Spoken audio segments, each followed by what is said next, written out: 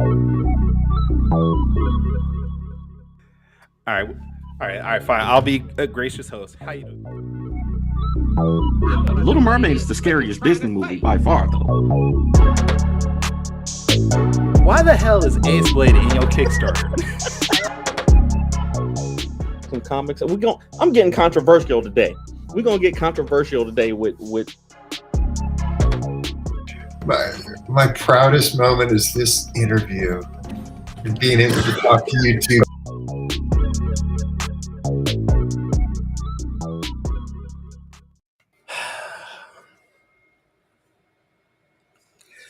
Ladies and gentlemen, boys and girls, children of all ages, Taurus Comics, in collaboration with Fourth Wall Productions, respectfully brings to you the 73rd episode of the Four Tales podcast. I'm your host, Kyron Silva from Taurus Comics, and across the way is the gold and purple person of Ace Blade's letters, Danny J. Quick. And together we are your two award-winning blurred comic creators, here to help you find your next favorite comic. We are live on the Ages of Geekdom Network via Facebook, Twitter, Twitch, and YouTube. So if you're listening or watching us live, thank you for your support. But don't forget to like, subscribe, share, and review this podcast, because all your positive reviews and interactions help us reach a bigger and brighter audience. And if you want to support our show, because, we get paid absolutely nothing to do this show for you, you can go to our website, fourtalespodcast.com. There's a link there to buy some merchandise. You could buy us a coffee. You could buy our comic books. Do something to help support us. Because apparently Danny J. Quick needs new clothing. Because he's on my show. On my show. My show. I don't know why. Again, I don't know why you're hating on the Lakers. We just avenged your Sacramento Kings last night by taking out the defending champion Warriors. So I figured you'd be happy with this, but it doesn't seem like you are. Did we ask to be avenged? You don't have to ask to be avenged. No, we are the Avengers. No, because we're supposed to die in our Avengers' arms and be like, kill them for me. That's pretty much what happened, though. They were like, light the. No. Now we can go out and light the beam for y'all. Wow. I don't know that. Please do not light my beam in any way. You don't think we should light a beam at the crypto.com center arena for Sacramento? When we win our championship in 2042. Hey, no, it's not go sometimes, man. You know what? I'm happy for y'all. I really am. You guys bought another championship, apparently. See? Hey, I'm actually really worried about Denver. So I'm not. That's gonna be a series, man. They got some great players. The matchups are a little different. LeBron's gonna have to do more in that series, and it's his old bones might not do well in that altitude. So he might have to play center the way AD's going. Nah, he'll be AD will be fine. He actually played pretty well against Jokic, but in the regular season. So we'll see. All right. Well, did you want to pimp anything? Talk about anything? Not yet. Not yet. Eventually, I will talk about our Kickstarter. Okay. That is on Kickstarter right now. What's the name of it? That you can support on Kickstarter. It's the Ballad of the Black Rose and Harlem's Renaissance. Oh, okay. Kickstarter. Right. Well, I'm not going to talk about it right now that it's on Kickstarter, but later I'll talk about our Kickstarter. Okay. All right. Yeah. All right. So what are we going to talk about today then? Today, we have an illustrious guest. I don't know if I told you, but I had applied to this thing called the Milestone Initiative. Yeah, you did. And I didn't get in. I know. Worked hard on it. I wrote my tell-off. I thought that I did great, but apparently I didn't do great. No, wait. You did really good. Just there were people a little bit better. Doesn't mean you didn't do great. A lot of people that were better. And our guest is one of them. Yes. But out of the 20-something people that they picked, he was the only one that I was not mad about. Because the homie Greg Burnham is in the building. What's happening, young man? What's going on, man? I didn't know I was coming on. You had me cracking up. I figured this was the best time to put you on because you just looked like you weren't ready. So I was like, let's bring him in. Terrible. Y'all You forgive my red eyes. I'm not used to being up this early. Not on purpose. Wait, what time is it for you? 10. You know, This man said it's 10 o'clock is early. Long story. Kyron is out there in Sacramento, so it's right. So, yeah. You want to see my red eyes? Every week, because this man will not change the time of our show. We've talked about this several times. I'd be happy to change the time. But every time I said the time, you're like, no, I can't do that time. I can't do that time. Well, it has to be a time that we can both be available. I mean, this is the best time for me. But anyway, Greg, welcome to the show. Greg, welcome to the show, sir. If you would introduce yourself to our audience, we got a couple of people in the chat already. Tell us, who you are, what you do, and where most people would know you from. Greg Burnham. I am a writer. I write children's books and comic books. And what else? I probably most known for the Tuskegee Airs comic that I do with Marcus Williams. And then I have a book called The Search for Sadaka. You know, I usually have props over here, but I got a lot of books over here right now. So I don't want stuff to start from. Yeah. Whoa, still got props. So The Search for Sadaka. But I got that book. recently released. Thank you. I recently released my newest children's book as well, called Swim Kelly Swim. And we're coming off of a successful Kickstarter for a comic that I'm doing called The Little Rock Files. Nice. Little Rock. Yeah. The Little Rock Files. Yes. Multiple titles and multiple hits, man. I think I want to say since I've known you, since I've known of your work, I want to say I've read or bought most of the books. I think even Broken Glass. You didn't bring up Broken Glass. I want to say is one of the first books that I bought from you. I think you were at a show here in North Carolina, and you had that book there. And I had my son with me at the time. He was a little younger. He was probably 6 or 7. That book was one that I definitely knew I had to pick up. And ever since then, I've been, following along and thankfully, now we share a common goal with the Lakers. Even though I would say that you're a LeBron. I would say you are a LeBron hater for the beginning of the time that I knew you. But I think you've said some nice things about LeBron in the past couple months. So I think you're coming around. Tell the truth, man. I just tell the truth. Like, that's all I do. And you LeBronites think that truth is like hatred. Yeah.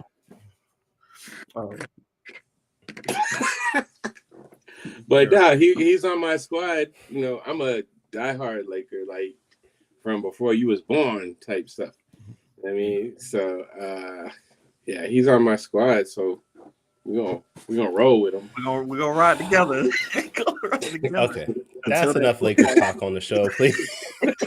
I have a serious question. and something I've been wanting to ask you for a while. So, how many times have you watched Janelle Monáe's Lipstick Lover since it came out? Listen. So numbers are a construct. You know what I'm saying? Like, who knows? I know it's been like 15 for me, so I don't know. I don't know. I may have seen it once or twice. I stopped counting after a few times. I was doing there's research, you know what I'm saying, that you have to do in these types of situations. As an artist, there definitely is research for me. Yeah. Is that water? Is that correct temperature? How many times you have to watch it to get an understanding of what the temperature is? You know what I'm saying? Yeah, for sure. Yeah. J-Pat said 5 times. At least 5 times today? What? I watched it 5 times before I posted. Terrible. Wait, is that the? Hold on. I was like, what's the meme with the rapper dude, and they're all sitting there. Oh yeah. All serious with the glasses. Make sure I'm not riling up my ancestors before I start talking about this online. There's a lot you had to consider. Yeah, for sure. You have to take in on that. Okay. No, it's always good to see artists express themselves, freely. But anyway, so comic books. Where did you? I want to know. Well, I know, but tell our audience where you started your comic book journey. Like, why did you? I know you were coaching and playing basketball, and then how did you go from sports to comic books? Well, the sports to writing in general. So I was at this junior college, and I wasn't gonna play basketball because, like, it was weird, man. It was like I wanted to play a certain kind of way. And so the coaches at this school, I didn't like their offense, like none of that. But then they got a new coach, and I knew this dude. He was like kind of a legend in our streets. So me and him, we had like many battles. Like he wasn't that very much older than me, but we had a bunch of battles, like in playing street ball, where it was like everybody clear out, we going at each other, Mm-hmm. And so when he saw me, he was like, "I didn't know you was on my team." And I was like, "I didn't know you was coaching." He was like, "You not on the team?" I was like, "No." He's like, "Come try out for the team," like, and gave me the wink nod. And like the third day of practice, I tore ligaments in my ankle. That's a whole different story. You know what I'm saying? But anyways, so I was like really, really depressed. I don't know if I was clinically depressed. It was just like, you took away the thing that I wanted to do. Mm-hmm. So I started like paying more attention in school. And I started I'm being funny, but I started like, I had like this essay class and I would write, and every time the professor, every Friday she would read like her favorite essay of the week. Mm-hmm. And it kept being mine. She was like saying all this nice stuff, like you could be such a good writer and blah blah blah. And I'm like, stop trying to gas me up. You know what I'm saying? Ain't nothing out here for me but the street.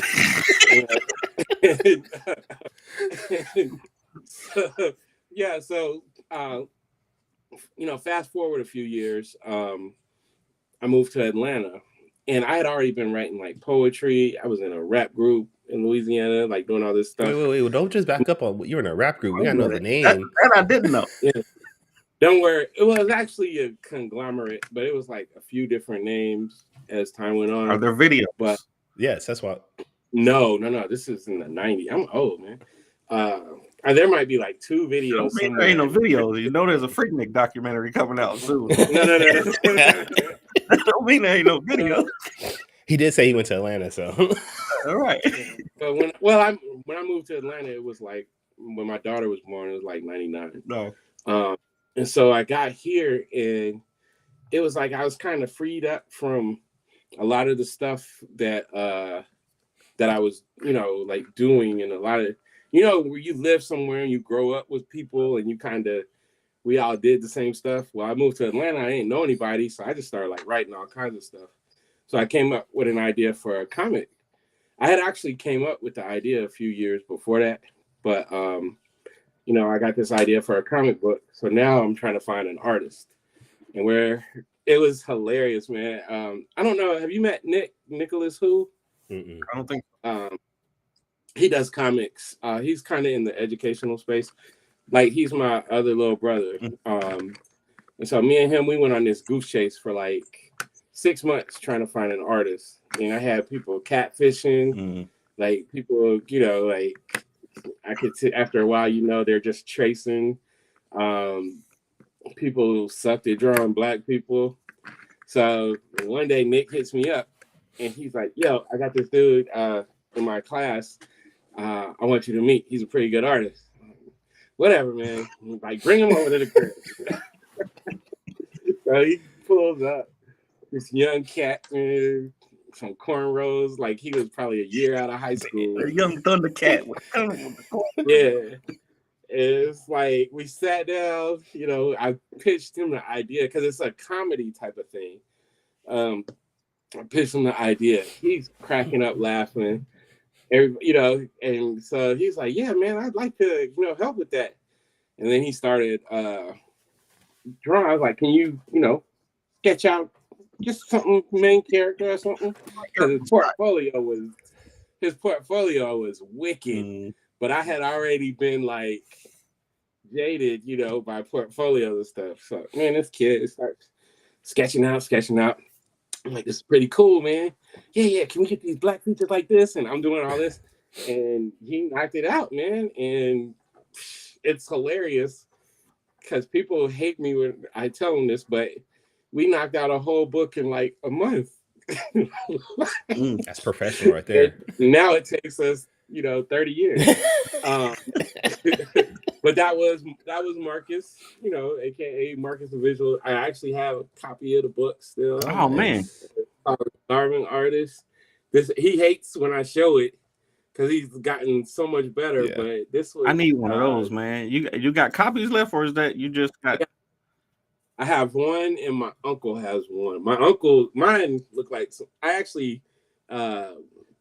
repossessed this from my one of my kids. Yeah, that looks like a cat got to that. Yeah. Dude.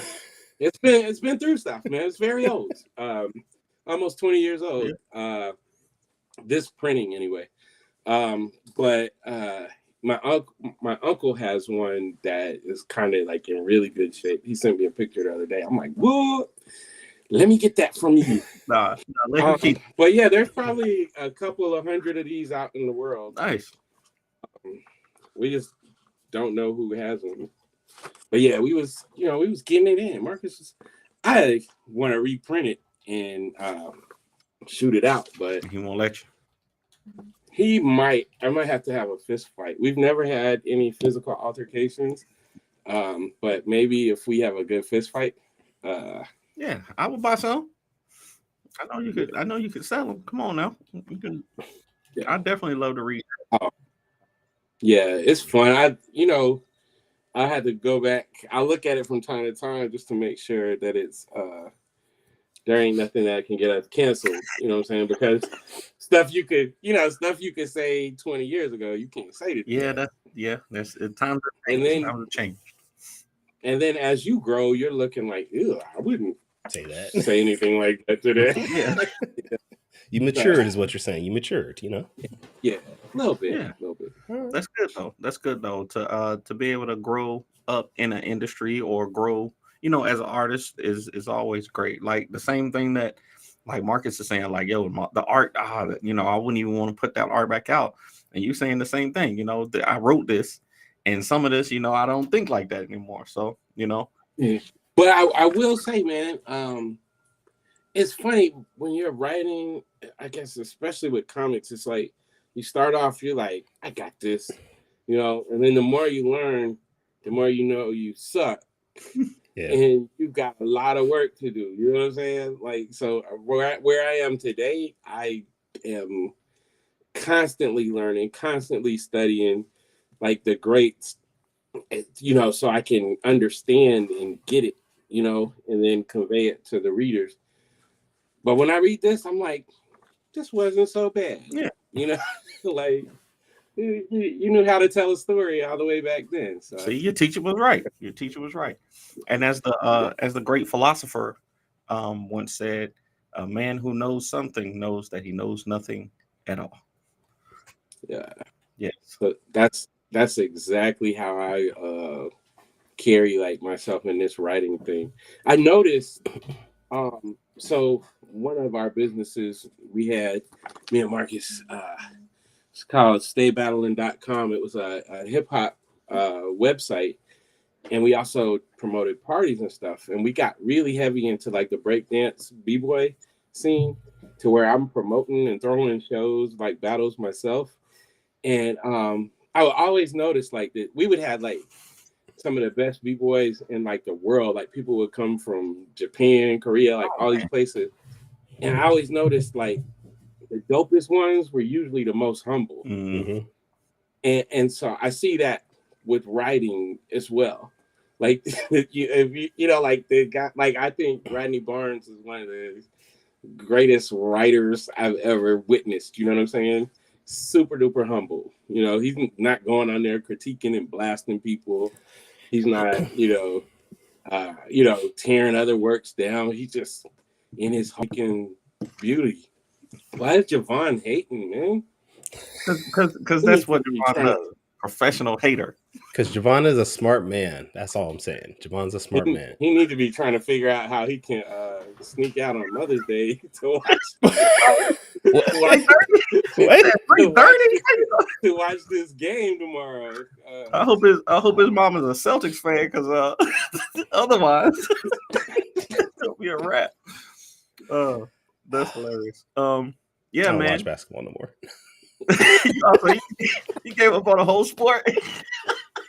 That's good, man. There's still some good teams out there, though, man. But anyway, yeah, man, I love because I didn't know any of that. And I've listened. I've watched a lot of your interviews, and I've been following you for a long time. Thankfully, we live kind of close, in regions to each other, so I've been able to see you at different shows and things like that. And I love the way you and Marcus operate when you're together and when you're apart, because y'all are always bigging up each other and supporting each other. So I love that.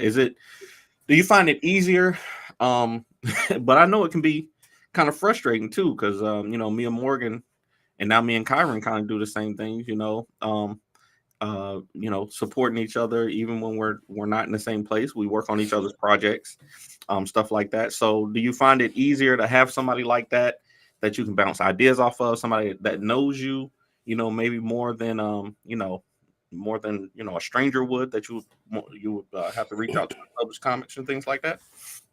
Yeah, it's weird with him. Like we have like a I don't want to say big brother, little brother relationship, because we're on equal footing in that respect. But me and him, like when neither one of us was doing anything. So this is like a 20-something year, friendship, brotherhood. So there, like when we weren't doing anything creative, I was working and coaching, and he was working and taking care of his kids. You know what I'm saying? It was like we still hung out like a lot. You know what I'm saying? And so it's so much more than just like an artist, artist writer type of relationship. Mm-hmm. It's really hard to. It's like your brother, but a brother that you like. You know what I'm saying? Like, because you like my brother, he moved here a few years ago, and now me and him, it's hard to separate us when we're not working or whatever. But it's like that with Marcus too. So in that time, like some of our ideas, like the idea for Tuskegee came up at a table. We were vending. I was doing a children's book signing, in a mall out here. You know what I'm saying? And that's when we came up with that. Like some of the ideas that we've come up with, they're like random. Like we're playing Gears of War, and it's like, oh, what would be funny? And next, we're like fleshing out a franchise. You know what I'm saying? So it's really cool. But I'm gonna tell you one of the parts that can be a little bit. I don't want to say annoying because it's not negative, but it's like we know, we've had so many of these brainstorm sessions over the years to where it's like we already know, what each other likes, and we already know, like, you know what I'm saying? So it's like now we're at the point where like before I even like bring something up, I'll hone it, you know what I'm saying? Because I already know he gonna be like, yeah, no, yeah, and the same thing. And I'll say the best part about it, and a lot of people can't handle what we do because we've seen other people in the room when we do it. Like when we're like brainstorming, fleshing stuff out, it might sound ugly to other people. Like, part of the process. It might sound like we're arguing or fighting, but what we're really doing is just dueling. It's like, sharpening each other to where we come up with something that's kind of, like really, really solid. Like I was doing that. I forgot to mention, I just helped my brother release his first comic. and it's a story he's had for a long time. So we're kind of like finalizing the script for issue 2, and I think I was hurting his feelings because I was like, all I was trying to do is be like, nah, man, let's get more. You know, we could do this, we could do that. And I was like, I'm not trying to fight you or argue with you. When I ask you this question, it's because this needs to be answered before you proceed in that direction. You know what I mean? So, like I've seen people not be able to handle it. I've seen people walk out like, dang, these dudes is about to this fight. And at the end of the day, we like, good, let's go. Like, man, that was good. We did. That was so that was the story of Solace that you're talking about then? Yeah, the story of Solace. Yeah. Okay. Yeah, that just released a couple months ago. Dang, it's time to be flying. A couple months ago. Yeah.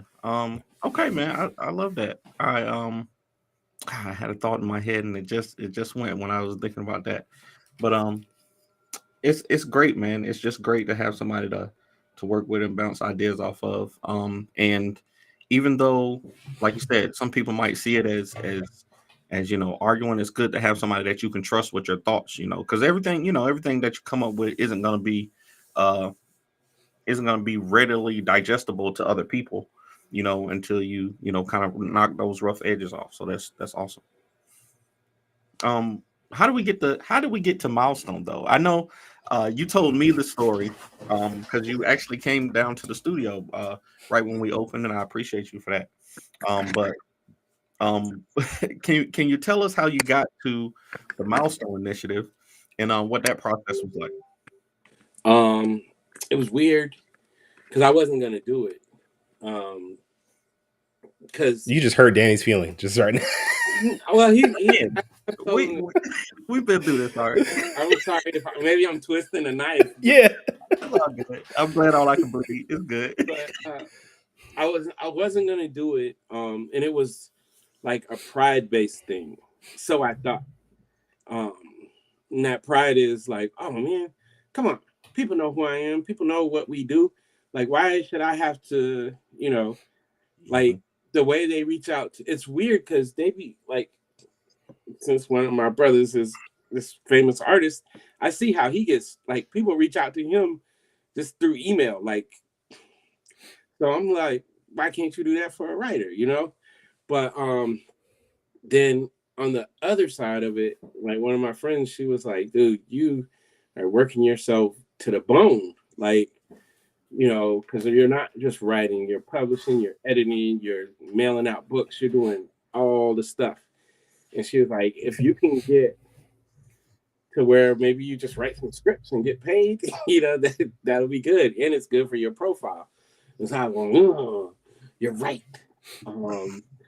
And so it was like last second, I filled out all the application stuff. And then, you know, you had to turn in like the sample script. They gave you the prompts. And so I procrastinated and I was like, whatever, I'm just going to write the script. Like grumpy, and wrote the script. And it was like the Friday night before you had to turn it in. I wrote the script, finished it, and then I was like, I'll leave it alone for Saturday, then I'll come back and look at it on Sunday. But when I wrote it, I was like, I ran downstairs and I was like, yeah. You know, I was like, and a lot of times you write a script, everybody else might love it, but you're like, I could have done this, I could have done that.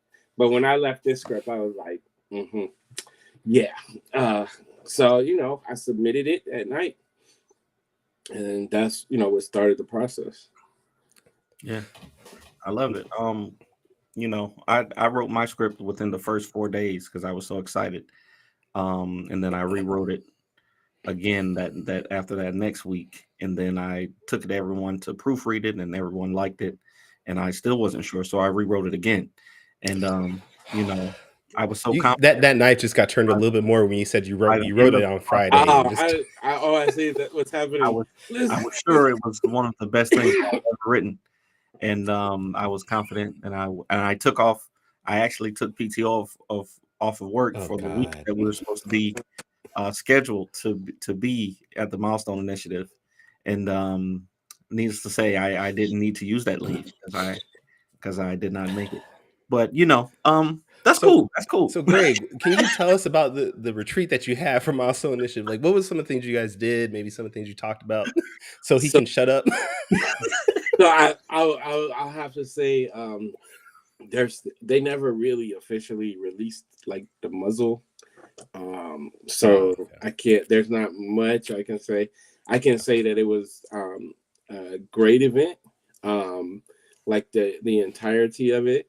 I learned, like I said, you're always learning. Like I even had some of the people there were like, man, you already know what you're doing, blah, blah, blah. And I was like, I'm coming into this thing like, like I don't know anything. I'm going to soak up everything. So I really feel like I soaked it up. It was like we went out there. It was amazing. I don't know what to say because I like me coming from the corporate world where I worked for like almost, 19? It was a lot of years. And I was actually on committees to throw these like very expensive, retreats and stuff like that. And I've seen people that just do stuff just to say they do it a lot. And that was the thing that kind of I saw early on. They weren't just doing it just to say they did it. They gave us information that I'm sure people that have been working in comics didn't get. They showed us the business. It was great. Man. Let me shut up before. Yeah, but I'll say this. I know I'm allowed to say this. The work that we did culminated, and these stories are going to be put into an anthology, and it will be released on June 6th. Now they moved it back a week. Oh, they moved it back. Okay. Right. I already told my my shop owner in Greensboro to grab me a copy or 5. It's a saver. And I wrote a story that I'm really proud of. I don't know if everybody's gonna get it. I never write thinking I hope everybody gets it because it's whatever. But I think for the people that have read it, and got it, they're like, what the, I'm not saying it's the greatest story or anything. It's just, it's something that I'm really proud of. It's the greatest story ever written on a Friday and then submitted the next day, basically, is what you're saying. Well, no. That one, that was just like everybody had the same prompts. I know. I just wanted to dig that knife a little bit deeper into Danny's bag. No, I was trying to pull it out. It doesn't hurt much anymore. I just reminisce sometimes of what could have been. And he really was like having anxiety issues. He was messaging me for like 2 weeks about doing this. No, I was really hopeful, but I'll say one thing. Like when I found out the people who got in, my very first thing was like, where, like, it was one person that I knew, but I didn't know he was interested in writing comics. And then I didn't really know. I think I had met, maybe 2 people, but I knew Jordan was a writer. But the point is, my first response was, where are our people at?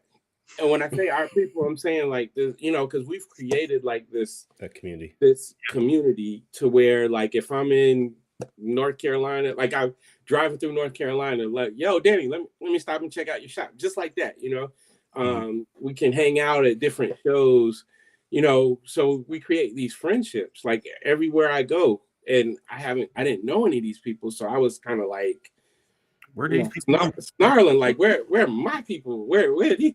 But as soon as I got to know these people, like, I'm like, these people are talented as hell, like top to bottom. You know what I'm saying? The writers, I'm like, yo, word, and so it quickly like doused out that little bit of what's going on, and I was like, oh, it's go time. You know what I mean? So all that to say, it wasn't like they just plucked, some people, or they chose people that they liked. I think that a lot of it was really based off of, beat talent, and to have to cut it to 12 writers. It's gotta be difficult. That's gonna be, and you receive like hundreds, or I've heard hundreds, I've heard thousands, I can't remember, but you received a lot of submissions off the same prompts. So think how many people probably wrote the same exact story. Right.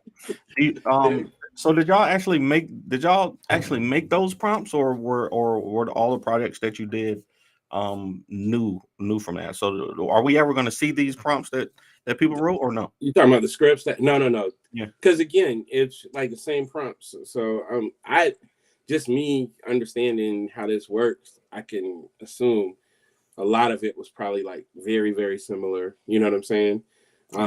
It might have come down to really small stuff. Like, I don't know. But no, these stories that we did are going to be like totally new. They're all like using milestone characters. Okay. But it's not that same prompt thing. Okay. I love it. I can't wait to see it. I've been waiting on some more stuff from Milestone. I love the the current stuff that they're doing with Icon, Rocket, Static, Blood Syndicate, even the new Duo book. I'm liking this stuff, but I'm definitely anxious to see some new stuff and some new characters. Are we gonna? If you can say, are we gonna see some new characters, or is it gonna be mostly the same stable of characters? Well, it's the same. We're using existing characters. Okay. There'll be like like in my story, I created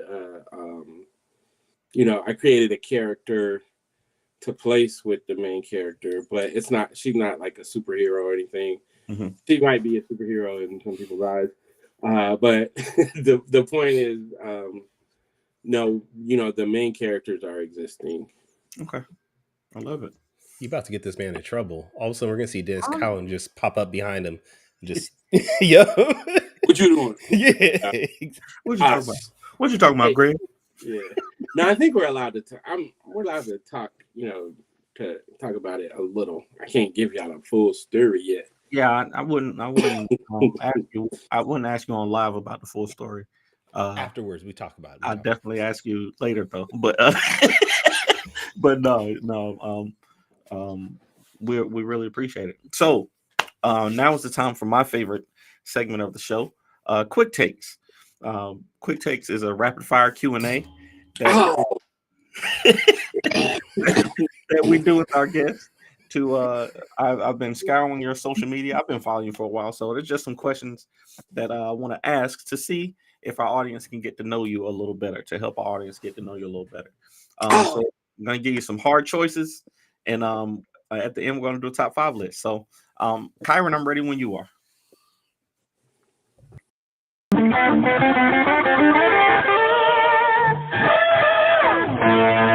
Quick takes.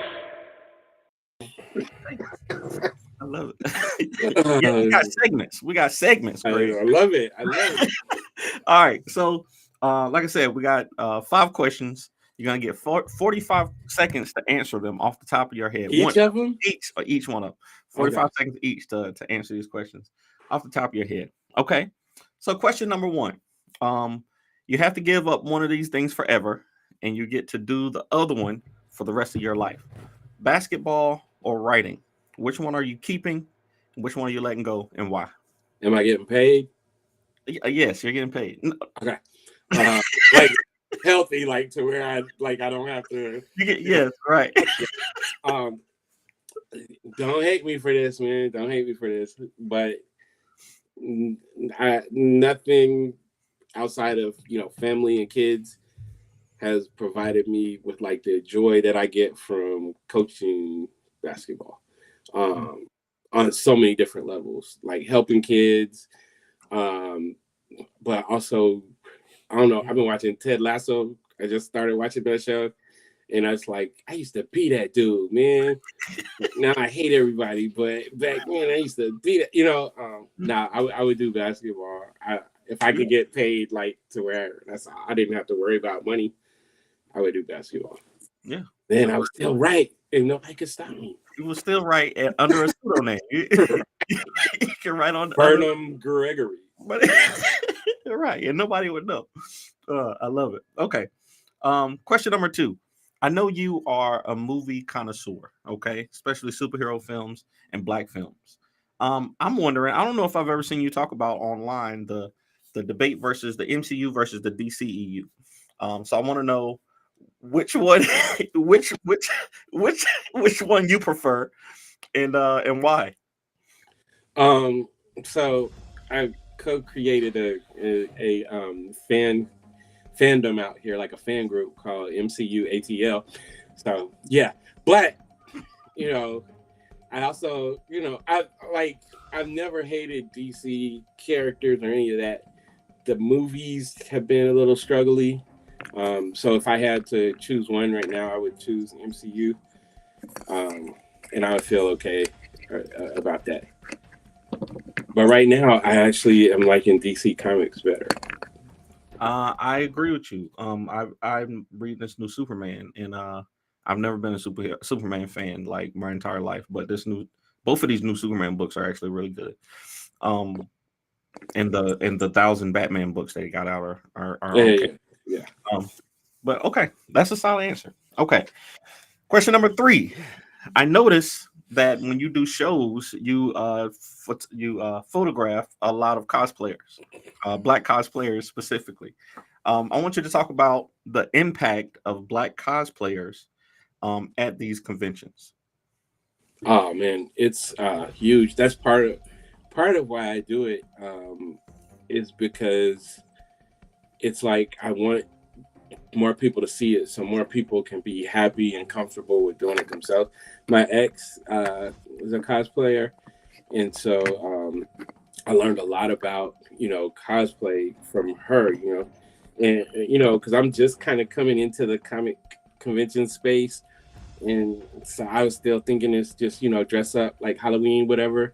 But no, there's a lot that goes into it.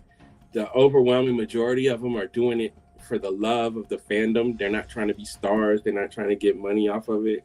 So it's a beautiful thing, and I just want to make more people see it and love it and be comfortable. I've had a couple of ladies that I used to work with. One of them is close to 60, and she is like, "Can I come to Dragon Con and dress up?" Because on Halloween day at work, she used to kill it.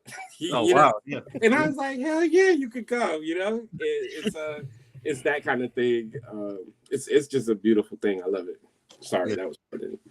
I love that. No, I don't know if I ever told you this, but I work at the Veterans Affairs Hospital in Durham, right? Mm-hmm. For my day job, and a couple of years ago, I had a veteran walk into the hospital with one of y'all shirts on, the Tuskegee Air shirts. Oh yeah, you told me that. I don't know.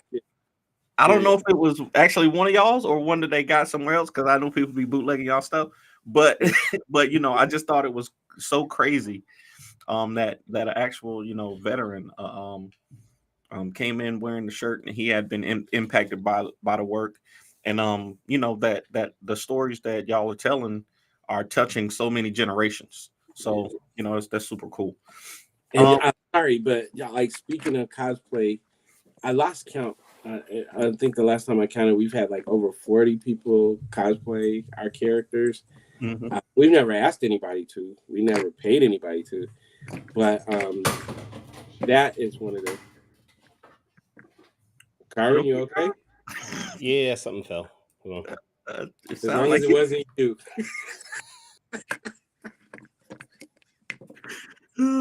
Hilarious. Okay. All right. So question number 4 is a question that I ask the most creators that I know who do shows.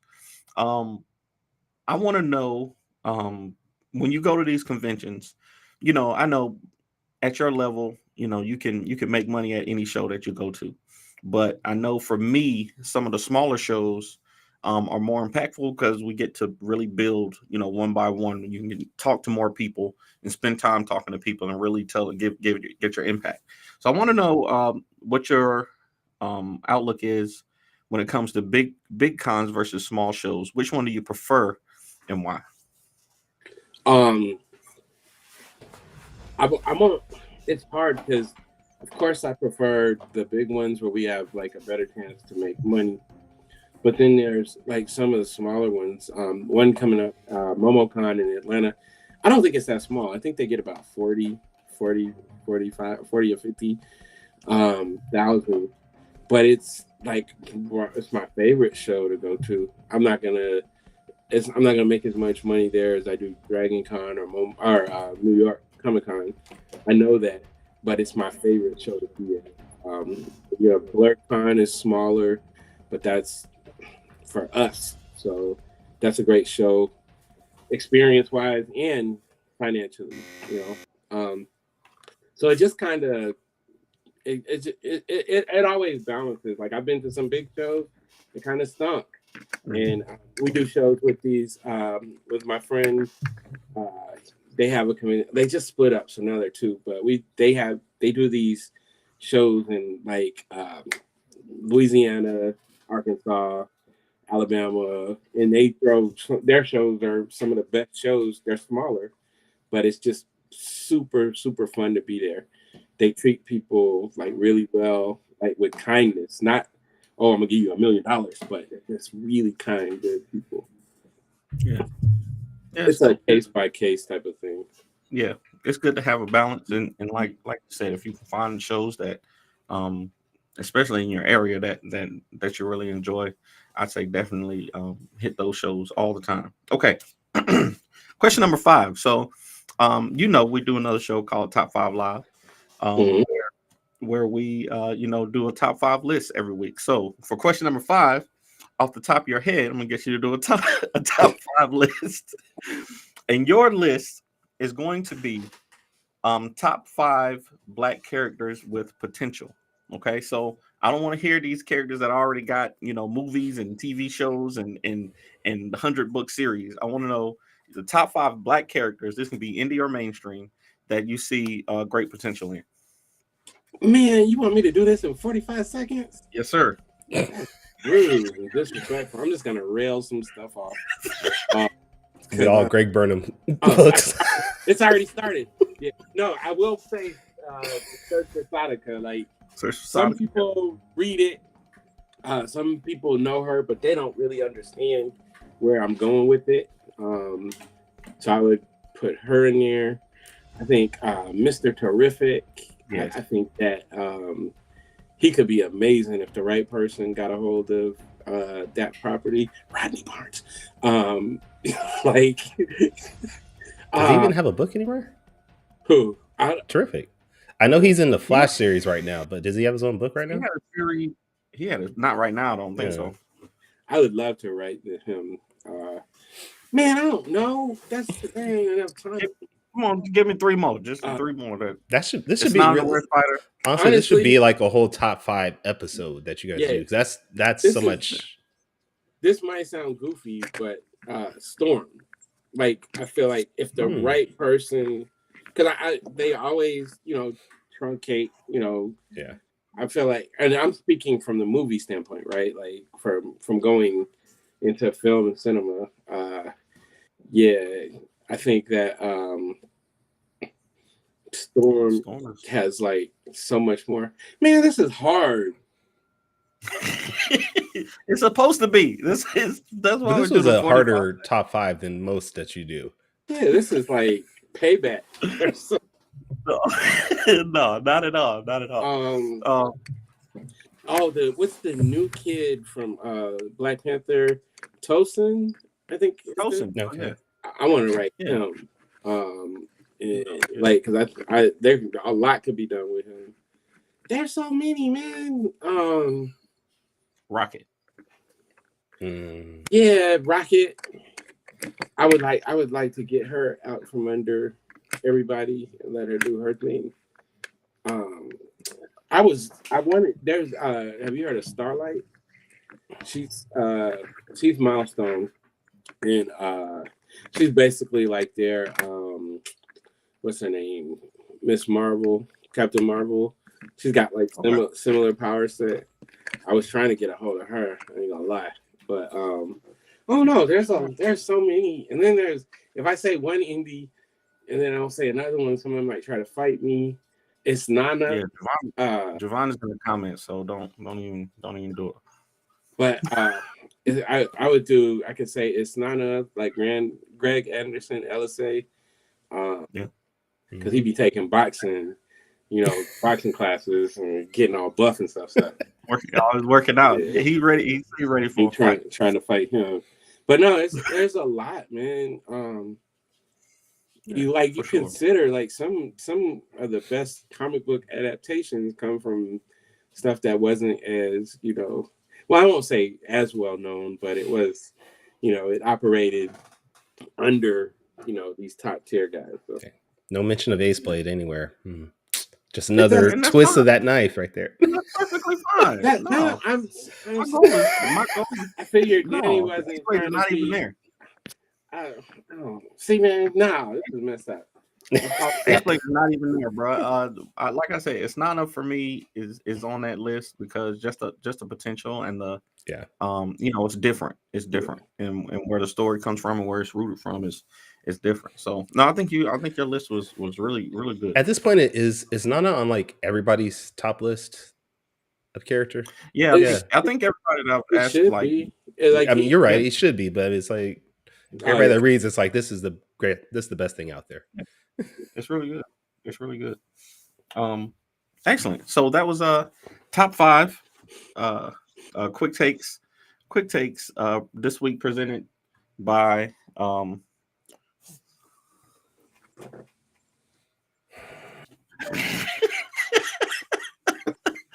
kick Kyron off his own show. He left the show.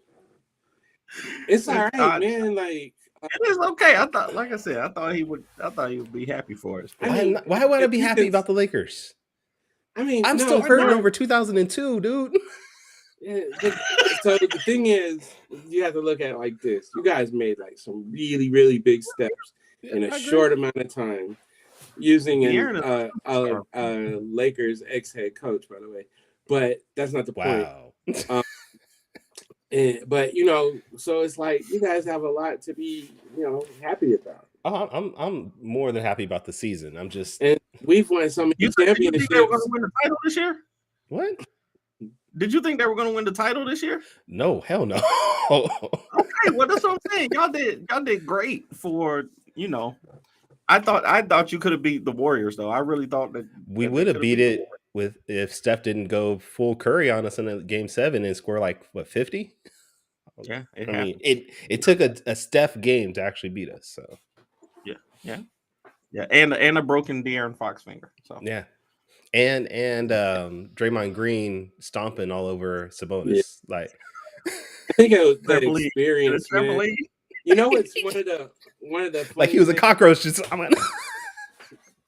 it's something that's funny though. Like back in my day, we understood like the building up and needing that experience.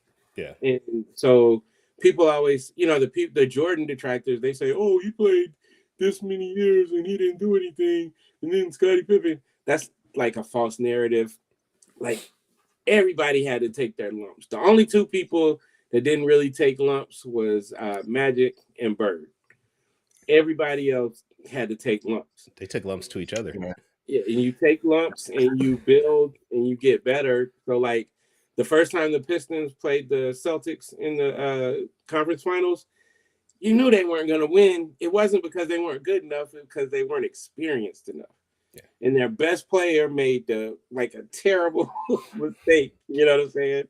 They should have had them, or else they go to the finals. So you have to build and you have to learn. Everybody thinks you're supposed to just win a championship easily, but it's hard. Experience, is so major when it comes to that stuff.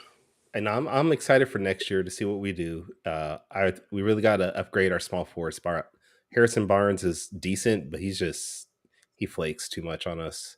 And Javon's like, you ain't that old. I'm honestly starting to think I'm older than you, Greg. I really believe that. I'm older than everybody, man. All right, we'll find out after the show. But I feel like I'm older than you. I really think that. My I still kids don't know are how older than Kyron did, so. some of these people. Nah, let me quit. That just means you started young. That's all that means. I didn't. I mean, not young compared to most people. All right. Yeah, exactly. I just turned 72, right? Okay, well, come on. All right. Well, this has been fun, Greg. This is your time to showcase your work. Where can people find you, social media wise? Where can people buy your books? Let our audience know where they can, check you out. Greg_Burnham07 and on Instagram. I'm just Greg Burnham on Facebook. I think I'm Greg Burnham something on TikTok. I'm not Danny Quick, and I just be on there every once in a while. Greg I books on just Twitter. like right now, and this is huge. If anybody has children and they like to let their children read books, my book Kelly Swim is on my site right now, available for pre-order. We should be able to start shipping around the beginning of June. Get that. I'm trying to start a movement here because swimming is we don't swim enough, and we're not learning enough in our communities, and I'm trying to get that changed because there's so many things you learn about life from swimming. You know what I mean? But yeah, so I got that. Got a new comic, The Search for Solace. We talked about it. My brother's story. I helped him write it, get it done. My website is platforml7.com. I just put shirts on there so you can get shirts. Like I've been getting yelled at about shirts. So now you can't yell at me unless it, never mind. And then also we had TuskegeeAirs.com and, got the comic books up there, shirts, all that good stuff on there as well. You can find me at your local convention. Yeah, I got my milestone, my DC Comics debut next month. And then I got another DC thing, but it's not going to come out till a bit later. But I'm pretty much done. So, and were we supposed to dance with him on that? You could dance later because I wish I could tell y'all what that one is, but you can go ahead. We team spoiler. No? I'm not trying to spoil my career. Like we said, Dennis is in background talking about shut up. Watch our show. Dennis Cowan does not watch our show. Neither does Nicholas Ivor Drapey, so don't worry about it. It's actually a DC. This one is not a milestone. It's a DC thing. Oh, okay. Okay. All right. I do dance like my age, Javon. Thank you. All right, Danny, can you swim? A little bit. Okay. I'm not amazing in the water, but I can float and I can tread water. So, right. Did y'all hear about that kid that saved them people last year? And I think it was in Mississippi. These girls. Oh yeah. And he jumped in and pulled every one of them back, and then the cop was starting to drown. The cop was trying to help, so he saved the cop too. 17-year-old black boy. It's funny because me and my crew, even though some people may have that we were a little bit hoodlum like, but we was on that, like we could swim, like we was on that type of stuff. Like it's cool. All right, Danny, where can people find your work? For me, best place to find this is fourthwallpros.com. We do have a comic book on Kickstarter right now. The Ballad of the Black Rose and Harlem's Renaissance by me and Morgan Iverson. That is what happened? That's that's for you right now. Marcus just sent me a meme. In between stats. Wait, what? Hey, keep a knife on your hip while you're swimming, just in case. But other than that, social media, you can find me at the Ace Blade on all social media. So wait, going back to Ballad of Black Rose and Harlem, it's you and Morgan, just you and Morgan, huh? Just you and Morgan, huh? Our project, you and Morgan is all I heard. Nobody else. Kyron is the artist. The artist for Ballad of the Black Rose. Just you and Morgan, all right. Kyron Silva, who will also be inking pages. I'm gonna take back my pledge right now. I had to pledge my own damn Kickstarter. You didn't have to. You did not have to. But I appreciate it, though. I do appreciate it, but you didn't have to. Hey, where are my shoes at? I'm seeing some books out. The shoes are actually on the way. Okay. The shoes The Ace Blade shoes that I drew that I had to buy my own. Okay. I had to charge you for the shoes. I did have to charge you for the shoes. Them things are expensive to get made, bro. So, but yeah. Okay. They're on the way. All right. Cool. Where can people find you, Kyrie? You can find me at tauruscomics.com. You can find me on social media on Instagram, Twitter, and Facebook at Taurus Comics, and TikTok. Though I don't really post there anymore, but you can find me there. And if this is your first time checking out our podcast, you can go to our website, fourtailspodcast.com. You can listen back to all our past episodes. Maybe buy some merchandise, help support Danny and I so we can buy Danny in New Jersey because he needs to get rid of that one. Yeah, I figured you're going to do that. Eddie Jones! But join us next week where we're going to have officially... Jones wrong. Never mind. What? They spelled Jones wrong on the back of his jersey, man. I'm sorry. I saw that. It was they misspelled the A and M with the O. What? I got the J right, though. Probably a bootleg.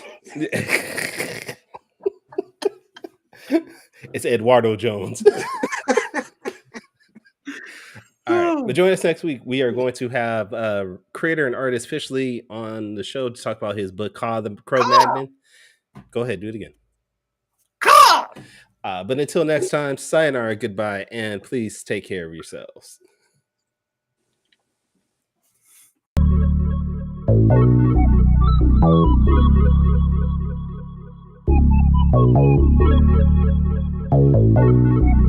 I want to know what it is Quick is trying to say.